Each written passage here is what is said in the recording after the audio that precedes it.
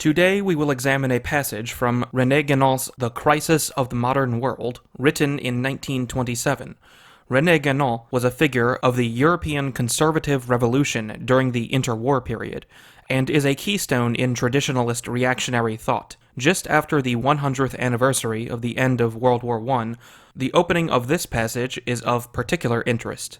Quote, "It is easy to see that one of the most conspicuous results of industrial development is that engines of war are being constantly perfected, and their power of destruction increased at an ominous rate.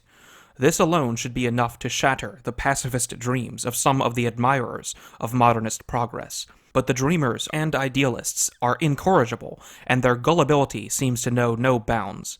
The humanitarianism that is so much in fashion is certainly not worth taking seriously, but it is strange that people should talk so much about ending all war at a time when the ravages it causes are greater than they have ever been, not only because the means of destruction have been multiplied, but also because, as wars are no longer fought between comparatively small armies composed solely of professional soldiers, all the individuals on both sides are flung against each other indiscriminately, including those who are the least qualified for this kind of function.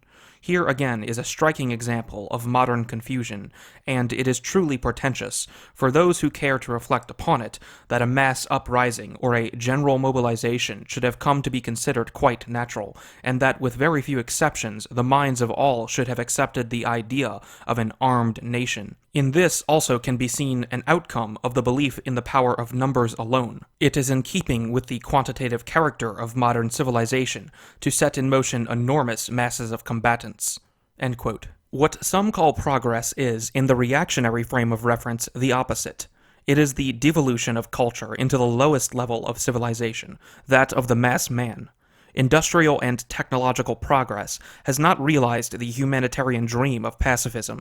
Human nature does not change. This was apparent even in Guénon's time, yet this fantasy still lingers in the modern world. In accordance with the nature of the society of the mass man, wars are fought with mass mobilization, as opposed to a warrior culture that contains warfare to a particular style. The mass society will completely exhaust itself, pouring in endless reinforcements drafted from all walks of society. People of nations participant in such wars are reduced to mere numbers, devoid of personality and of undifferentiated character, and this is now considered quite normal. This pattern of quantity over quality is the absolute state of modernity, and manifests elsewhere, as Guénon continues to describe. Quote, "And at the same time, egalitarianism also finds its expression here, as well as in systems such as compulsory education and universal suffrage.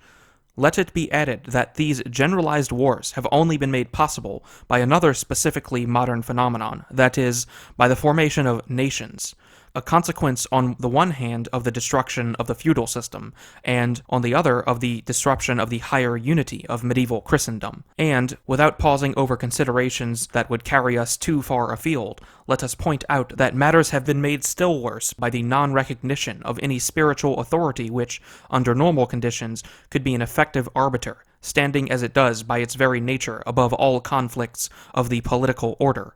Denial of the spiritual authority is the same thing as practical materialism, and even those who in theory claim to recognize such an authority refuse in practice to allow it any real influence or power of intervention in the social domain, in exactly the same way as they fence off religion from the concerns of their everyday existence. Whether in public or in private life, it is the same mental outlook that prevails." End quote. Guénon draws a direct line from egalitarianism to the idea of a general mobilization that made the Great War possible. The Enlightenment idea of egalitarianism is thought to lead to peace, but to Guénon it simply removes the limitations on war. When every individual is thought of as an equal contributor to a war, the war can extend indefinitely until the civilization is utterly exhausted, unlike in times when the defeat of the warriors of one nation by those of another would be the end of it. Here I think Guénon exaggerates the degree to which egalitarianism is at fault here. One need only consider the utter annihilation of Carthage by Rome to realize that wars of total destruction are not necessarily a modern phenomenon. Ancient civilizations were just as happy to annihilate non-combatants in orgiastic sacks of cities. However, we can at least say that the tendencies of states in the Great War to conscript enormous numbers of men from the masses increased the violence of the war tremendously. I think Guenon also exaggerates the degree to which the formation of nation-states is responsible for generalized wars. War between Christian nations is not a modern phenomenon.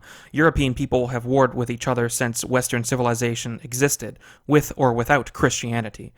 But perhaps the willingness to totally annihilate one another would be tempered by a higher Christian ideal and understanding between European nations. But I do not think that the existence of the nation-state itself has much of an effect here. It is more so a lack of a higher principle. Specifically, in this case, it is the lack of the ability of the Pope to resolve European conflict and provide guidance from a higher point of view above the nations. Without the Vatican being viewed as superior, the nations view each of their own selfish ends as the highest order goal. Guenon is exactly right, however, on the practical materialism of modernity. Modern people, in alarming number, do not acknowledge the existence of a higher spiritual authority, and many among those who do disallow its influence on their personal and social domains, effectively nullifying religion. In modernity, spiritual values are replaced by economic values. The idea of progress is almost always defined in terms of economic preferences, rather than some higher principle.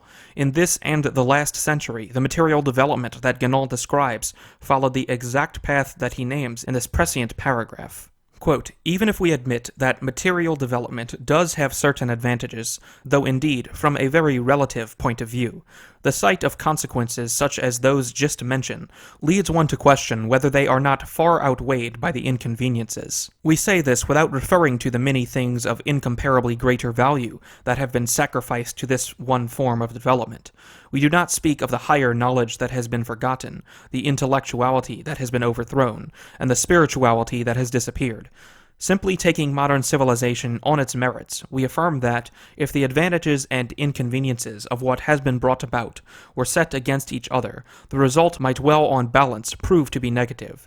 The inventions, whose number is at present growing at an ever-increasing pace, are all the more dangerous in that they bring into play forces whose real nature is quite unknown to the men who utilize them.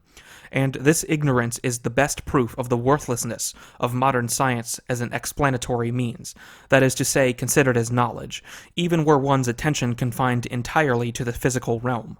At the same time, the fact that such ignorance in no way interferes with practical applications proves that this science is in reality directed only to practical ends, and that it is industry that is the only real object of all its research. The danger inherent in these inventions, even in those that are not expressly created for a purpose destructive to mankind, but which nonetheless cause just as many catastrophes, without mentioning the unsuspected disturbances that they create in the physical environment, will undoubtedly continue to grow, and that to an extent difficult to foretell, so that, as we have already shown, it is by no means improbable that it will be through these inventions that the modern world will bring about its own destruction, unless it can check its course in this direction, while there is still time." End quote. Guenon takes note that one can judge modernity entirely on its material merits, disregarding the degradation of other types of value, and perhaps still come out with a negative judgment. This is easily understood when one considers the price of modernity. At the end of the long peace, we have enjoyed unprecedented material comfort in the West, a condition that makes us apt to forget the overwhelming price of this comfort, financed by rivers of blood from previous generations.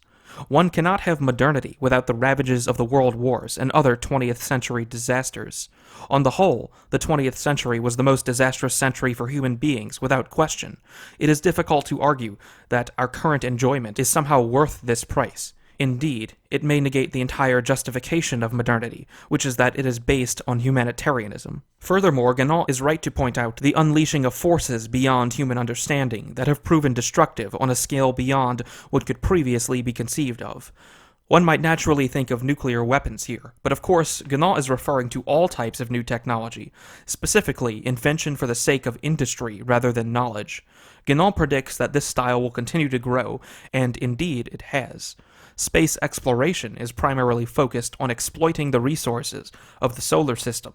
In the digital world, computers are used to exponentially accelerate industry, and at the cutting edge of technology, artificial intelligence is created not for the purpose of increasing knowledge, but to do more labor quickly. The internet itself is a technology that completely permeates the world, but the totality of its effects are scarcely understood, particularly the destructive effects of this supreme network. Yet, its material contributions are endlessly celebrated, demonstrating clearly the focus on industry over knowledge. Next, Guénon assaults these alleged benefits of modern technology. Quote, "It is not enough, however, to withhold approval of modern inventions on the grounds of their dangerous side alone. There is more than this to the affair. One hears of the benefits claimed for what men have agreed to call progress, and that one might even consent so to call, provided one take care to make it clear that there is no question of any but a purely material progress. But are not these benefits, of which people are so proud, very largely illusory? Our contemporaries claim they increase their welfare by this means. In our opinion, the end they set themselves, even if it were really attained, is hardly worth the expenditure of so much effort. But what is more, it seems a very debatable question, whether they do attain it. In the first place, the fact should be taken into account that not all men have the same tastes or the same needs, and that there are still some who would wish to avoid modern commotion and the craving for speed, but who can no longer do so. Could anyone presume to maintain that it is a benefit to these people to have thrust on them what is most contrary to their nature? It will be said in reply that there are few such men today, and this is considered a justification for treating them as a negligible quantity. In this, as in the field of politics, the majority arrogates to itself the right to crush minorities, which, in its eyes, evidently have no right to exist, since their very existence defies the egalitarian mania for uniformity." End quote. Guénon comments on two phenomena here. The first is the observation of the immense effort required to exist in modernity. The idea that humanity has generally increased its welfare is taken to task when one considers the pressures of the modern world, often felt directly in the form of digital notifications, but even more immensely in the work week that harshly delimits human activity. Human beings toil endlessly under these conditions at an attempt to gain the feeling of a happy existence, and yet those who truly appear to be contented with their existence are few and far between. Despite all of the so-called progress that has been made since the time of Guénon's writing, this material acceleration has come at the cost of community and spirit. It seems that following the myth of progress has not resulted in the elevation of mankind, but has in fact been quite deleterious. In other words, Guénon again challenges the idealist position that some modernists take, where they envision a world in which human beings are liberated from all forms of work, and simply have everything automatically provided for them. However, humans will always exist in their natural state of being, in a competitive hierarchy. Here I cite the academic agent, who provides a concise reasoning for the impossibility of these fantastical circumstances. The utopia of superabundance cannot come about, because even if we had every worldly good at our disposal in unlimited supply, and if we can imagine a world in which we no longer need to have haircuts, take transport, or use any other service, our days are still rationed by minutes and hours. Post-scarcity can never happen because time is always a scarce resource. Guénon's second observation is the cost the devotees of progress have levied against those who prefer a more traditional way of being. It is not possible to live apart from the modern world, with its mechanisms permeating everything. In the desire to recognize not only that all men are equal, but that all men must be equal, there is no tolerance for people who do not conform to the uniformity demanded of them. In this way, egalitarianism is self-refuting. Guénon next speaks on the global effects of this imposition upon all people. Quote, "But if the whole of mankind be taken into consideration, instead of merely the Western world, the question bears a different aspect. The majority we have just spoken of, then becomes a minority. A different argument is therefore used in this case, and by a strange contradiction, it is in the name of their superiority that these egalitarians seek to impose their civilization on the rest of the world, and that they bring trouble to people who have never asked them for anything, and since this superiority exists only from the material point of view, it is quite natural that the most brutal means are used to assert it. Let there be no confusion on this point. If the general public accepts the pretext of civilization in all good faith, there are those for whom it is no more than mere moralistic hypocrisy, serving as a mask for designs of conquest or economic ambitions. It is really an extraordinary epoch in which so many men can be made to believe that a people is being given happiness by being reduced to subjection, by being robbed of all that is most precious to it, that is to say, of its own civilization, by being forced to adopt manners and institutions that were made for a different race, and by being constrained to the most distasteful kinds of work, in order to make it acquire things for which it has not the slightest use. For that is what is taking place. The modern West cannot tolerate that men should prefer to work less and be content to live on little, as it is only quantity that counts, and as everything that escapes the senses is held to be non-existent. It is taken for granted that anyone who is not in a state of agitation, and who does not produce much in a material way, must be lazy. In evidence of this, and without speaking of the opinions commonly expressed about Eastern peoples, it is enough to note how the contemplative orders are viewed even in circles that consider themselves religious. In such a world, there is no longer any place for intelligence, or anything else that is purely inward, for these are things that can neither be seen nor touched, that can neither be counted nor weighed. There is a place only for outward action in all its forms, even those that are the most completely meaningless. For this reason, it should not be a matter for surprise that the Anglo-Saxon mania for sport gains ground day by day. The ideal of the modern world is the human animal, who has developed his muscular strength to the highest pitch. Its heroes are athletes, even though they be mere brutes. It is they who awaken popular enthusiasm, and it is their exploits that command the passionate interest of the crowd. A world in which such things are seen has indeed sunk low and seems near its end." End quote. The global imperative of egalitarianism is the leveling of the world by abusive means and for nefarious purposes. Its inherent contradiction is that all men are equal, and yet the Western way is seen as superior for this recognition. This contradiction of egalitarianism is resolved through compulsion by forcing all people of all nations to accept this way of being. This religious imperative is used by some as a means of expanding material power in ruthless ways, bringing the deleterious nature of egalitarianism to other cultures who have no use for it or the industrial machinations of the West. One excellent example of this is the opening of Japan by the United States in 1853, when Japan was forced to enter into the global trading market. There is now no significant civilization on Earth that has not been brought into the fold of Western business.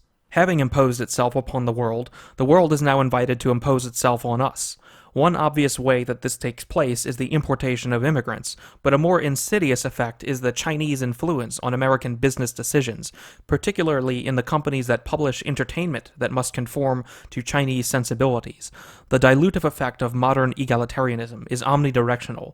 All cultures have been diluted by the compulsion to homogenize the world for material ends, those ends essentially being the production of more widgets. In closing, we can note that, at least in this particular selection, Guenon offers a more grounded criticism of modernity than does Evola. Guénon's criticisms are mostly centered on the factual, material nature of reality, and some of them are indisputably true.